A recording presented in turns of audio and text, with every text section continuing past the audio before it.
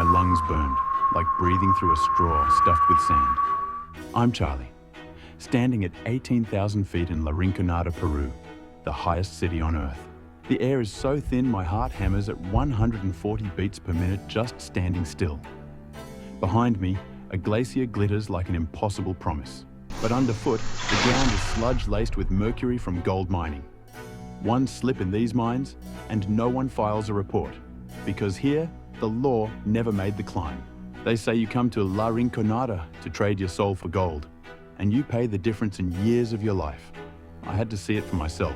I left the last paved road at 4:30 in the morning. The Andes rose higher with every switchback, carrying us closer to the ceiling of South America. My driver, Luis, chewed coca leaves like gum. He warned me, above 5,000 meters, the mountain decides if you stay. By 6, frost had webbed the glass. By 8, I felt drunk, giddy, then crushingly sick. That's altitude hypoxia. Half the oxygen you're used to, and your brain can't tell if it's dying, or just desperately confused. This is La Rinconada, Peru, the highest city on Earth. For Bialt Traveler, it's where survival itself becomes the story. We passed a roadside shrine, a chaotic mess of plastic flowers and empty beer cans. Luis, my driver, muttered, "For the miners who don't come back." He pointed to a faded photograph, a young man he'd driven up last year, a farmer from Juliaca. Frost killed his potato crop. He never called his family again. A kilometre later, we overtook 3 men in ski masks, pushing bicycles stacked with iron picks and sacks of rice. Their breath came out in clouds so thick I thought they were smoking. But it was just water vapour freezing instantly. They would walk 2 days to reach the ridge. No buses run when the road turns to glacial scree. The final approach was so steep the engine overheated. Outside, -8 degrees, yet the sun burned my face like a lamp. When I stepped onto the moraine, my knees buckled, not from cold, but from an invisible hand pressing on my chest. Locals call it the squeeze. Altitude sickness hits a quarter of newcomers within an hour. For me, I lasted 20 minutes before vomiting behind a boulder. A kid watched, unimpressed. He couldn't have been older than 10, his cheeks purple from chronic lack of oxygen. His backpack was bigger than he was. Inside, dynamite, fuses, a plastic bottle of diesel. "For the night shift," he said, trudging past me. Imagine cramming a town onto the side of a ski slope, then tilting it 15 degrees. Remove every sewer pipe, every police station, every shred of planning. That's La Rinconada, up to 50,000 souls in shanties stacked like loose bricks. No sanitation, not a single flushing toilet. The main street is mud, waste, and crushed oil cans. When the glacier wind howls, it flings corrugated roofs into the air like playing cards. Yet people keep coming. Alejandro told me his daughter in Puno needed surgery. Farming could never pay. Here, at least the rock gives you a chance. Pedro, just 20, dreamed of saving enough to open a shop back home. He showed me pictures of the storefront he longed to buy. He believed one good haul was all he needed. Most miners work under Catareo, 30 days for the company, then 1 day to keep what you carry. Pedro's day came. He blasted his section, came out beaming with a sack heavy with gold. But he never made it to the mill. Ambushed on a muddy path, stabbed, left for dead. His gold was gone. Official records show 59 homicides in 6 years. Locals say the real number is far higher. Bodies dumped in tunnels, left on garbage heaps. Killings over a few grams of dust are part of life. Justice is a 6-hour drive away, if the pass isn't snowed in. And still, neon-painted cantinas light the night. In La Rinconada, Peru, the highest city on Earth, survival, sacrifice, and gold are the only currencies. If this story is making you uneasy, imagine gripping a pickaxe for 12 hours straight, 3 miles above the sea. I came here because stories like this need to be seen to be believed. It took months to verify the facts, and days to film in these lethal conditions.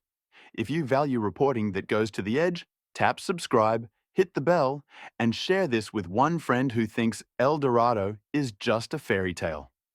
Your support as Charlie's audience funds the gear, the medicine, and the guts required to keep telling the stories no one else will. It truly makes a difference. Day 1. You descend a shaft barely wider than your shoulders, claw out tons of rock, and haul it up in 50-kilo sacks.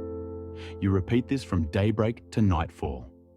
There are no helmets, only cotton caps, respirators, a bandana tied over your mouth if you're lucky. By week 2, your fingertips splinter. By week 3, you're coughing up grey phlegm streaked with blood. Silicosis arrives fast at this altitude, but you keep digging because day 31 is coming, and you pray the mountain will finally tip its hat. That free day begins at 4 a.m. You jam a stick of dynamite into a crevice, light the fuse with a cigarette, and run while the mountain shudders. After the dust settles, you crawl back in, pry loose whatever blasted free, and stuff it into a potato sack. Heavier is better. More weight might mean more gold. You drag it to the surface, where a foreman records your name in a crooked ledger. Then you rush to the processing mills, open-air drums that slosh mercury around to amalgamate the gold. You swirl and hope. The miners call it the spiral. Debts for dynamite, alcohol, and antibiotics, all paid in grams of gold you haven't found yet. One man told me about his friend Mateo. The mountain ate him last week. When a tunnel collapses, rescue is too expensive. They just seal the entrance, hammer in a wooden cross, and get back to drilling. I met Julia, a palaquera, sifting through discarded tailings. Her husband vanished in a collapse 5 years ago. She still owes the company 30 grams of gold. Sometimes I find a flake, she whispered, but the mercury steals my memory. Behind her, teenage boys stirred a frothy grey puddle with their bare feet, coaxing invisible gold into their bloodstreams along with the poison. Child labour is technically illegal in Peru, but the reality is different. Walk the ridge at dusk, and you'll see 10-year-olds hammering stones into powder. They are called quimbalateros. They earn less than $1 for a full sack. Their arms are scarred. Their lungs sound like sandpaper by 12. There is a school, 2 tin classrooms, 1 teacher, no books. I asked a boy named Oscar what he wanted to be when he grew up. He just stared at the glacier glowing pink above us. Alive, he said. Most kids here inhale solvents to fight hunger. Glue, petrol, silver spray paint. They call it taking a trip to sea level because for 5 minutes your brain feels oxygen rich again. The girls often fare worse. By 14, many are pregnant, usually abandoned by older miners. Maternal mortality is triple Peru's national average. The nearest hospital is 6 hours away. I sat with Lucia, just 15, cradling a baby whose skin was ashen from mercury passed on in the womb. I wanted to leave, she whispered, but the mountain owns my legs. This is La Rinconada, the highest city on Earth. A place where survival, sacrifice, and gold collide, and the mountain always takes its share. The hardest part to witness here is that they know another world exists. Trucks carry smartphones, canned tuna, modern tools, treasures bound for cities below. Kids see glowing screens and wonder why the gold in their dirt never buys them a ticket out. La Bella Dormiente, Sleeping Beauty, watches over the city. At sunrise, the glacier glows unreal against the sky, but the wind shifts, carrying the stench of cyanide and mercury. Scientists say its top layer now holds hundreds of times the normal mercury levels. When it melts, poison flows into the Amazon basin. Each dawn, miners burn mercury in open pans. They taste the metal in their gums, but without it, gold stays locked in ore. Hector, 39, trembles as he swirls sludge. I'm already dying, he says, but my daughter in Lima needs books. He wraps a pinhead of gold in foil, tucking it behind his ear like a flower. La Rinconada's mines release 35 tons of mercury a year, equal to a coal plant, except here it's inhaled at head height. Villages down valley report livestock born without hair, potatoes sprouting twisted, rivers poisoned. They call it the glacier's curse. Leaving was harder than arriving. Altitude clung like wet wool. Trucks overloaded, drivers high on coca leaves. A teenager in a Brooklyn hoodie told me, "It's a brand, like gold."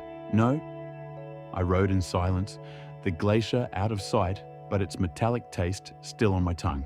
At the checkpoint, I dropped Hector's speck of gold into a bin of cigarette butts and candy wrappers. All that suffering compressed into a breadcrumb. That fleck might end up in Dubai or Paris, marketed as ethical artisanal gold. Down in Puno, oxygen felt like syrup, sweet, thick, miraculous. Children's laughter rang too loud, like breaking glass. A vendor pointed north when I asked where the trout was caught. You can leave the mountain, but it doesn't leave you. Is La Rinconada closer to hell than heaven? Life expectancy hovers at 35 years. Mercury in mother's milk exceeds safety limits 100-fold. Yet fathers burn lungs for daughters' surgeries. Grandmothers share potatoes. Strangers pull miners from rubble. Maybe people stay not for gold, but for the next breath, the next sunrise. These aren't statistics, they're receipts. For the phone in your pocket, the ring on your finger. Ask where your gold comes from. Support Fairmind Jewelers. Share stories like this one. Pressure can force change. Don't forget the boy at 18,000 feet, breathing through a straw, holding dynamite. His city may be closer to hell, but the world must not forget he exists.